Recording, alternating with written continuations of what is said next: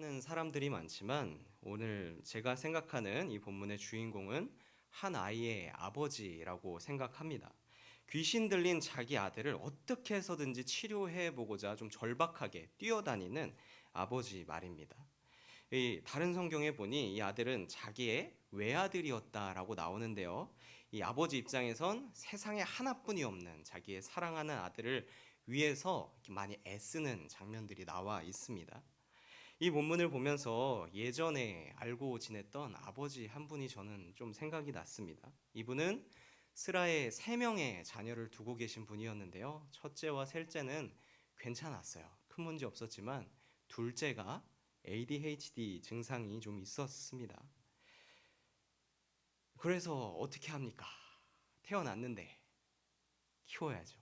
아버지는 최선을 다하셨어요. 사랑하는 마음에서 정말 포기하지 않으셨습니다. 아이가 어렸을 때서부터 ADHD 증상이 발현되기 시작하니까 고민을 좀 하시다가 본인의 직업을 내려놓으셨습니다. 그리고 아이를 돌보는데 전적으로 헌신을 합니다. 뭐 여러 소리 들었겠죠. 첫째와 셋째는 어떻게 할 거냐, 뭐 그런다고 되냐. 일단은 그런 것들에 집중하지 않고 우리 둘째에게 도움이 되는 곳이 있다면 손을 잡고 전국 어디든 찾아가서 다 이렇게 노력을 해보셨다고 합니다. 이런 아버지의 정성 덕분이었는지 모르게 이 아이의 그 ADHD 증상이 그렇게 심각하게 발현되지는 않았습니다.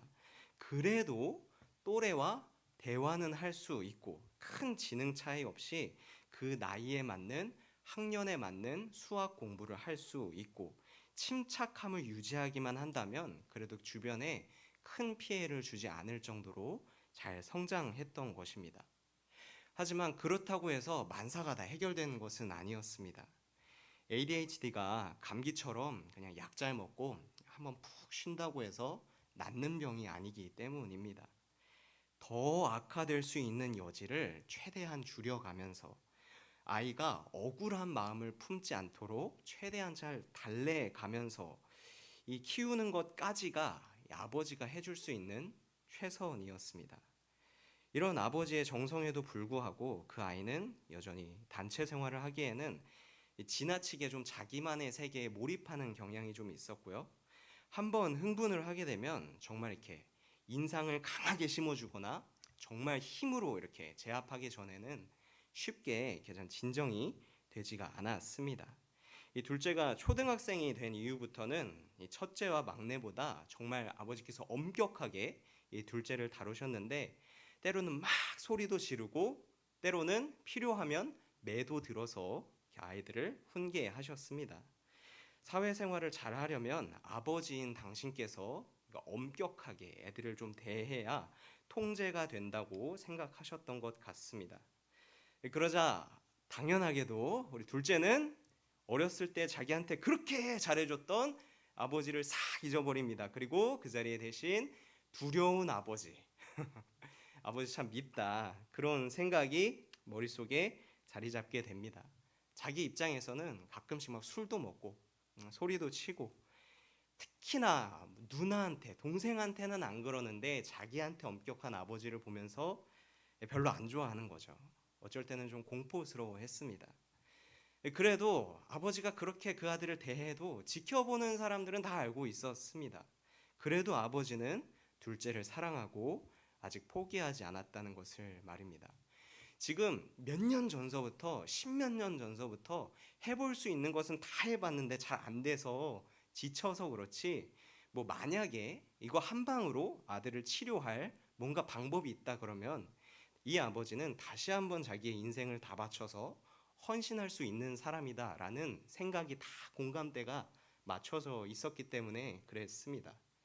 당시에 저는 전도사였는데요. 우리 교회의 아이들이 그리고 선생님이 이 아이에게 뭐 애정을 주고 싶다, 아이들을 돌보는데 도움을 드리고 싶다 하면서 좀 전도를 시도했던 기억이 납니다.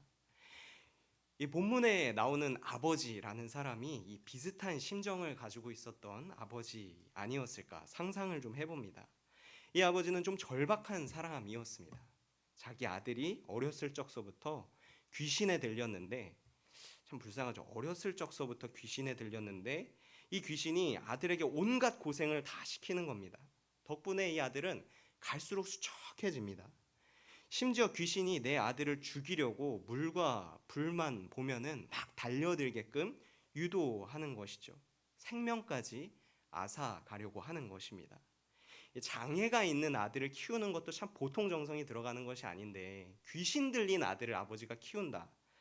어려운 문제였을 겁니다. 주변의 이웃들의 눈치도 보고 참 복잡한 문제였을 것입니다. 그렇다고 해서 내가 이 아이들을 하루 잘 키운다고 해서 아들이 감사합니다 아버지 다음에도 저를 포기하지 말아주세요 뭐 그렇게 표현하느냐, 사랑해요 이렇게 표현하느냐, 그런 것도 아니었던 것 같습니다. 그냥 하루하루가 전쟁터였을 것입니다. 사랑하는 세상에 단 하나뿐인 내 아들 죽지 않게 만들려는 아버지와 그 틈을 누리고 어떻게 해서든지 이 아들을 죽이려는 귀신과의 처절한 전쟁이었겠지요.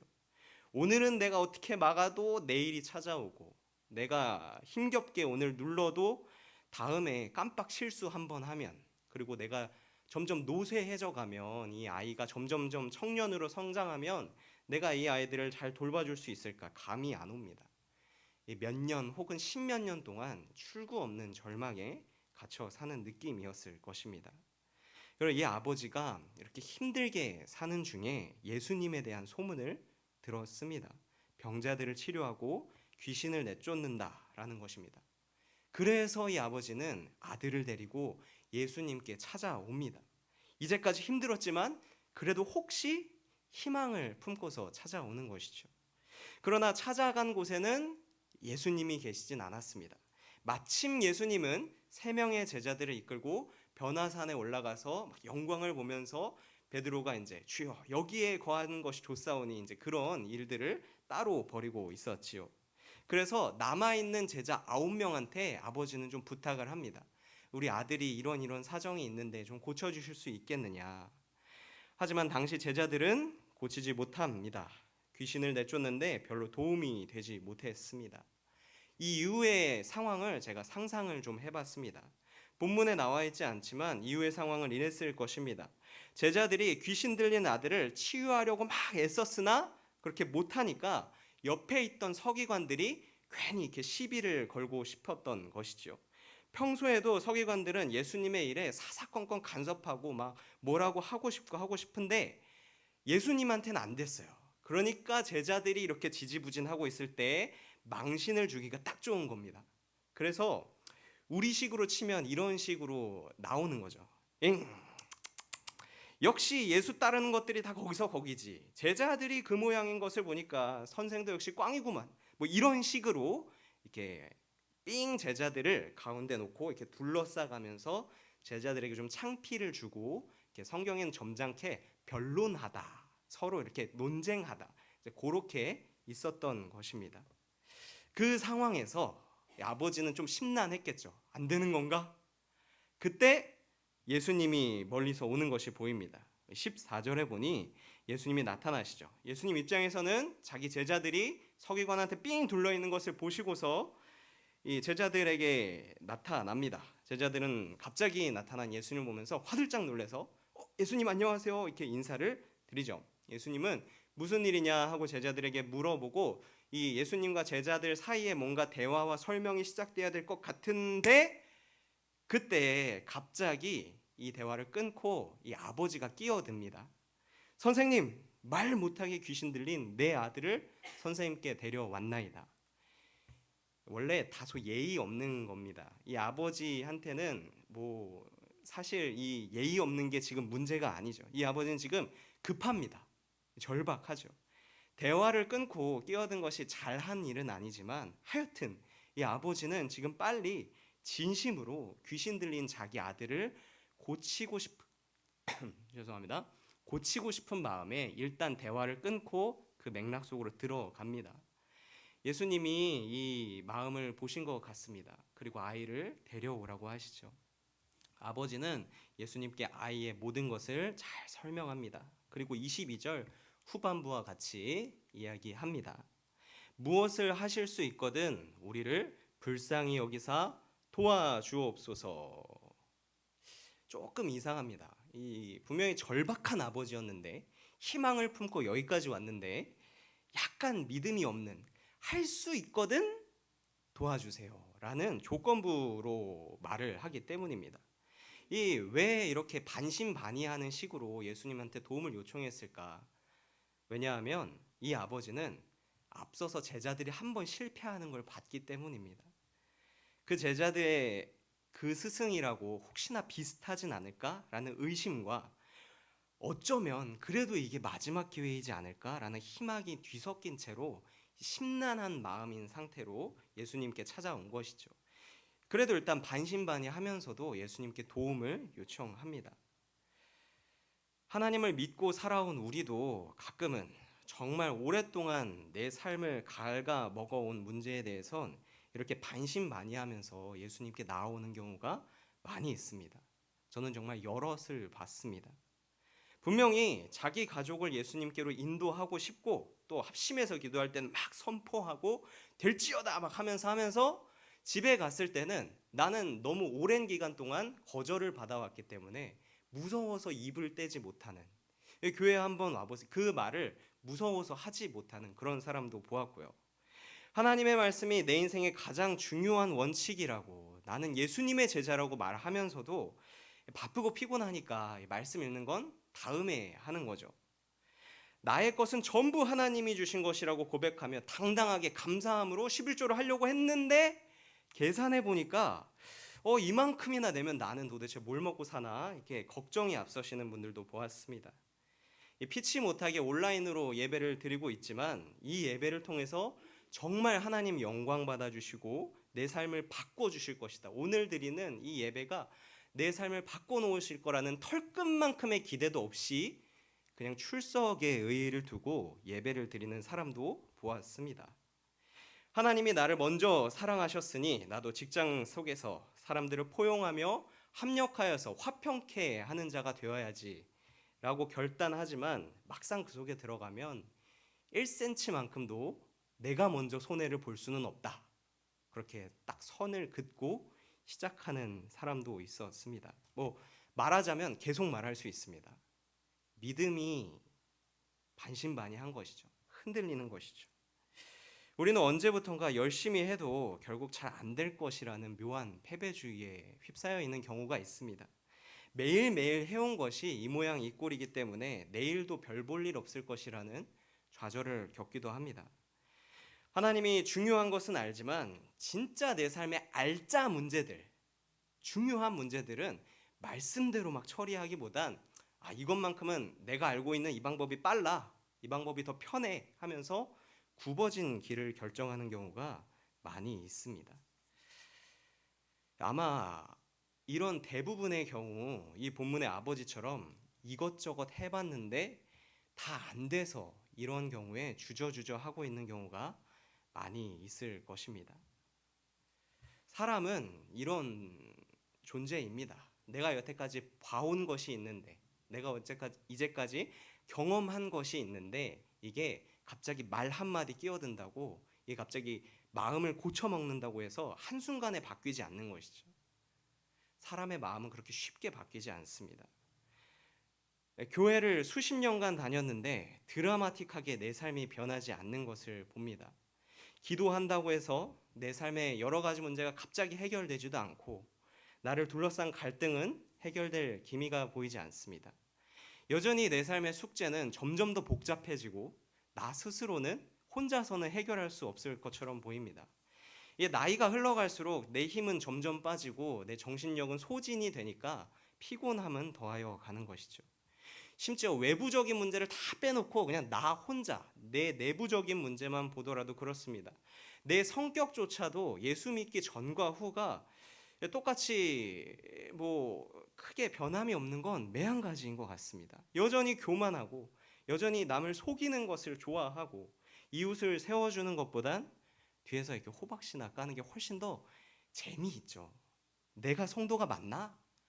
아니면 30년 정도 성도해도 나처럼 이렇게 사는 것이 평균이고 이렇게 사는 것이 이렇게 다들 그냥 그렇게 되는 건가? 헷갈려 합니다.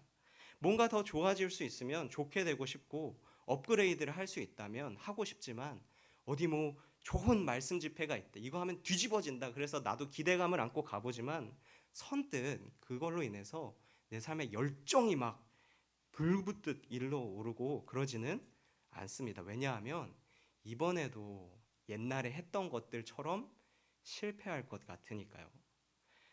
예수님은 이런 아버지께 한 소리 하십니다. 23절 우리 같이 한번 읽도록 하겠습니다.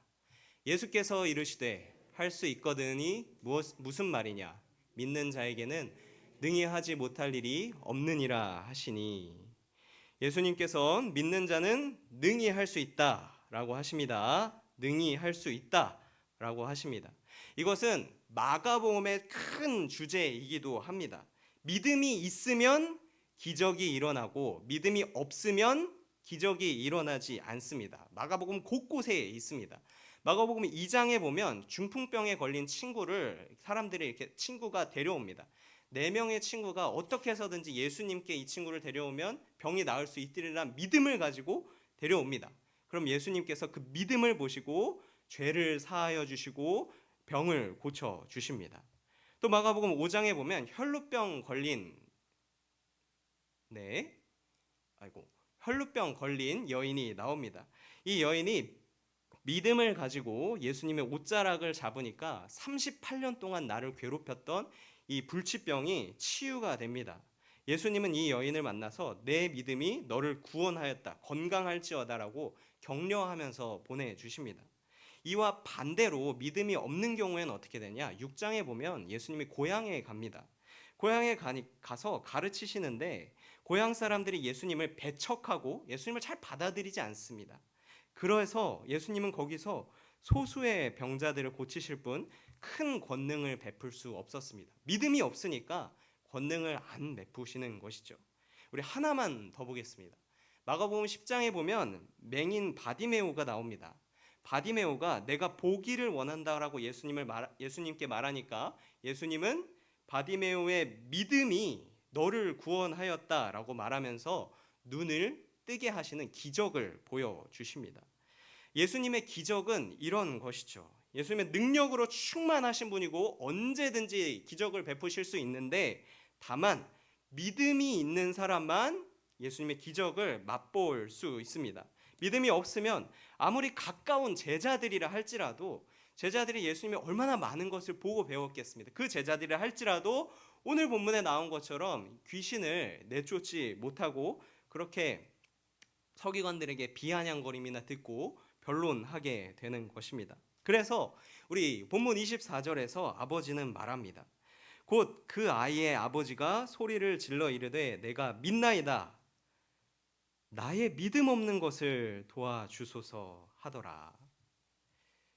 뭔가 조금 이상하지만 설명드리겠습니다. 이야기의 전개상으로 보나 이 본문 속에서 이 아버지가 소리를 질러 말했다는 것으로 보나 이 아버지는 지금 진심입니다.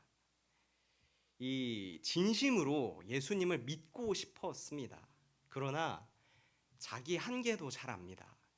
이제까지 계속 실패했는데 믿고 싶은데 쉽게 믿어지지가 않아요. 왜냐하면 내 마음은 여태까지 수십 년간의 상처들로 이미 많이 해졌거든요. 쉽게 굳센 의지가 나오지가 않습니다. 자기에게는 그만한 믿음이 없다는 것을 인정합니다. 여기서 믿음이 없었다라는 것은 예수님의 능력에 대한 믿음입니다. 뭐 예수님이 나으라고 말은 해줄 수 있겠지. 예수님이 너가 잘 되면 좋겠다라고 말은 해줄 수 있겠지. 뭐 도와주고 싶은 마음은 계시겠지. 확신합니다. 근데 진짜 예수님이 귀신을 내쫓아 주실 수 있을까? 혹시 제자들처럼 실패하진 않을까? 내 삶의 문제를 해결하는 데는 예수님도 불가능하진 않을까? 의심이 가고 두려웠던 것이죠.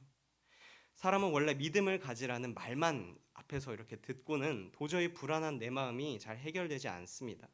그래도 이 아버지 입장에서 포기할 수는 없지 않습니까? 내가 믿음이 없다는 걸 인정하고 도와주소서, 나에게 믿음을 주소서, 이게 끈질기게 도움을 요구합니다. 예수님이 능력이 있다고 믿어지게끔 나를 도와주소서 그렇게 부탁을 한 것이죠. 그러자 예수님은 이 고백을 보시고 귀신을 내쫓아 주시고 그 아이의 손을 잡아 일으켜 주십니다. 믿음을 갈구했지만 도저히 혼자서는 완벽한 믿음이 생기지 않았던 아버지에게 예수님의 믿음이 생기게끔 재료를 보여주셨습니다. 믿음이 생길 만한 거리들을 보여주시는 거죠. 이 예수님의 은혜를 받았지 않습니까? 이 아버지가. 내 아들이 이게 귀신 들린 것이 치료가 되는 것을 목격했고 그것을 체험했지 않습니까? 이 아버지는 평생 예수님이 능력이 있으신 분이라고 믿어지면서 살아갈 것입니다. 저는 이런 예수님이 우리의 예수님이어서 참 감사합니다. 성도님들도 다 아시겠지만 세상 살면서 내 마음대로 제일 안 되는 것이 결국에는 내 마음입니다. 내가 믿고 싶은 것이 있지만 지금부터 내가 이렇게 믿기로 했어. 내가 이렇게 헌신하기로 했고 이렇게 결단하기로 했어. 라고 강하게 결심한다 해도 약간의 불신과 약간의 의심만 심어주면 금방 실망하고 꺾이는 것이 사람의 믿음입니다. 큐티를 하며 기도를 하면서 이제까지 수없이 결심하고 하셨을 것입니다. 오늘 내가 하는 헌신과 결단이 하나님께 영광이 되고 차근차근 내 삶을 거룩하게 바꿔 놓을 거야. 열심히 해보자. 예, 그 믿음 얼마나 가던가요? 아침에 큐티하고 출근하면서 차 막히면 많이 날아갑니다. 차 막히는데 갑자기 차가 옆에서 이렇게 깜빡이도 없이 들어오면 화끈하게 날아갑니다. 그만큼 내가 만든 믿음은 쉽게 날아갈 수 있는 것이죠. 이거는 신앙이 갓 만들어진 사람 입장에서는 이렇게 도전적이고 이렇게 믿음을 배워나갈 수 있겠지만 어느 순간에 이르러서는 이것보다 더 성숙한 믿음을 가져야 합니다. 오히려 믿음은 예수님에겐 불가능이 없으셔. 이것을 내가 믿어야겠다. 이런 예수님이 내 인생에 기적을 일으키셔라도 내게 영광을 보이실 것이다. 나의 결핍된 마음을 뒤집어 놓는 한이 있더라도 예수님께서는 불가능이 없으신 전지전능하신 분이라는 것을 나에게 보여주실 것이다. 이런 믿음이 더 성숙한 믿음이 되는 것이죠. 우리의 능력은 붙잡는 것입니다. 하나님 이렇게 해주세요라고 요구하기보다는 하나님 이런 하나님의 영광을 하나님의 어떤 분이신지를 하나님의 성품과 하나님의 속성에 대해서 나에게 가르쳐 주세요. 내가 배우겠습니다. 라고 선포하는 자세가 필요한 것이죠. 그러면 하나님이 나에게 믿을 만한 재료를 던져 주십니다. 사람으로서는 할 수 없던 것들이 성령님과 함께하며 하나님께서는 일을 이렇게 사랑으로 이끌어 가시는구나. 하나님께서는 이렇게 화평 가운데 거하시는 분이구나. 체험하게 하십니다. 우리의 능력은 그래서 하나님을 내가 결심했습니다. 세게 믿겠습니다. 하나님 내 삶에 이거 해결해 주세요. 라고 기도하기보다는 하나님은 위대하신 분이시지 않습니까? 내가 위대하신 하나님이라는 걸 믿어지게 해주세요. 내 삶에 하나님이 전지전능한 분이라는 것을 인정하게 해주세요. 주님 그게 지난 과거의 내 삶 때문에 자꾸 막 안 되고 이번에도 막 흩어질 것 같고 이번에도 막 싸움 날 것 같고 이번에도 나는 화를 낼 것 같고 불안하지만 하나님께서 내 삶에 함께 하시면 내가 온유한 사람이 될 수 있다는 것을 보여주세요라고 하나님을 가르쳐 주세요 하고 겸손하게 나아가는 것입니다. 이것이 하나님을 붙잡는 것이죠. 우리가 전심으로 이렇게 간절히 하나님을 붙잡을 때 하나님께서는 내 삶의 역사에서 하나님은 이런 분이시여 가르쳐 주십니다. 오늘 본문에는 이 삶의 문제를 안고 있는 아버지, 누구도 귀신 들린 아들을 내쫓지 못하고 나는 이 아이들을 언제까지 돌봐야 하고 포기할 수 없었고 그런 고단한 아버지를 해방시켜 주십니다. 하나님의 능력을 보여주셨습니다. 하나님의 능력은 무한하며 그 능력이 내 삶에도 부어지실 수 있음을 믿으십니까? 그러면 게임은 끝났습니다. 이 다음은 거룩하신 하나님, 능력 있으신 하나님께서 기적을 일으켜서라도 내 삶에 하나님은 능력이 있으신 분이다라는 걸 보여주실 겁니다. 나 혼자 잘해봐야지 했을 때랑은 차원이 다르게 하나님은 능력이 있으셔 보여주실 것입니다. 우리가 할 것은 주님 그것을 가르쳐 주세요. 내가 잘 배우겠습니다. 붙잡는 것 뿐이지요. 그렇게 하나님께서는 우리의 마음에 확신을 주시고 믿음이 더 자라나게 하십니다. 이 본문에 모든 일이 정리되고 나서 집에 들어갑니다. 제자들이 그때 가서야 예수님께 조용히 물어보죠. 우리는 왜 그 귀신을 쫓아내지 못했습니까? 예수님이 대답해 주십니다. 기도 외에는 다른 것으로는 이런 종류가 나갈 수 없느니라. 우리 기도가 그런 것이지 않습니까? 내 필요를 다 이렇게 자세하게 하나부터 열까지 다 나열해 놓고 큰 소리로 부르짖고 자주 기도하고 열심히 부르짖는다고 해서 다 응답받는 기도가 아닙니다. 오히려 기도를 하면 할수록 처음에 가지고 있던 내 생각은 점점 사라지고 하나님의 말씀과 하나님의 생각이 점점 더 차서 하나님 내가 인생을 이렇게 살아야겠군요라고 하나님께 설득당하는 것이 기도이지요. 이것이 좋은 기도입니다. 믿음도 비슷합니다. 내가 하나님 강력하게 믿어 보겠습니다. 하나님 이거 해주실 줄 믿습니다. 그런 믿음은 초보 단계에서 믿음을 배워나갈 때 유용합니다. 그러나 때가 되면 넘어가야 되는 거죠. 전능하신 하나님이 나의 생각과 마음의 주인 되어 주시옵소서. 하나님이 사랑의 하나님이라는 걸 내게 보이소서. 하나님이 사랑의 하나님이라는 걸 내가 믿으면 내가 나를 그렇게 막대할 수가 없습니다. 하나님께서 나를 살리기 위해 예수 그리스도를 십자가에 못 박혀 죽이기까지 하셨는데 그렇게 소중한 나를 내가 함부로 대할 수가 없는 것이죠. 하나님이 화평의 하나님이라 믿기 시작하면 내가 남을 그렇게 대할 수가 없습니다. 오히려 분열되고 갈라진 세상에서도 내가 믿는 하나님을 보여주셔서 화평케 하는 자가 되기 위하여서 최선을 다하지요. 하나님이 공의의 하나님, 정의의 하나님이라는 것을 또 믿게 되면 하나님의 말씀대로 언젠가 심판하리라. 이 말씀이 그대로 1.1획도 변화하지 않고 이루어지리라라는 확신을 가지고 인생을 살아가게 됩니다.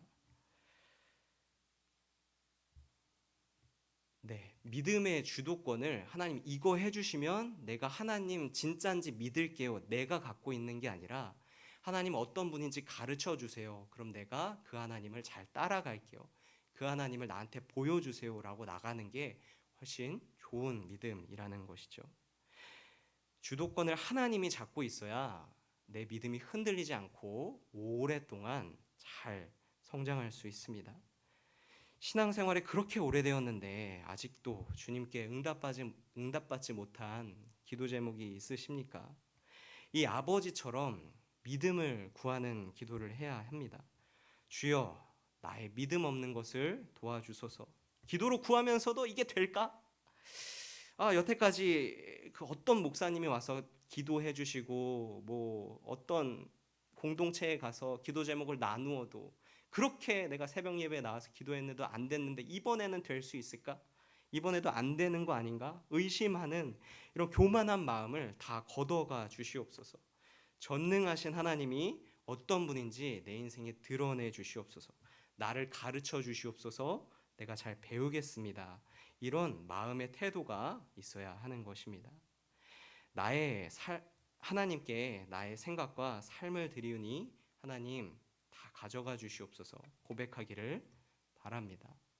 이 하나님께 주도권을 드리는 이 믿음이 어그러진 세상 속에서 우리 성도님들을 마침내 구원하실 것입니다. 오늘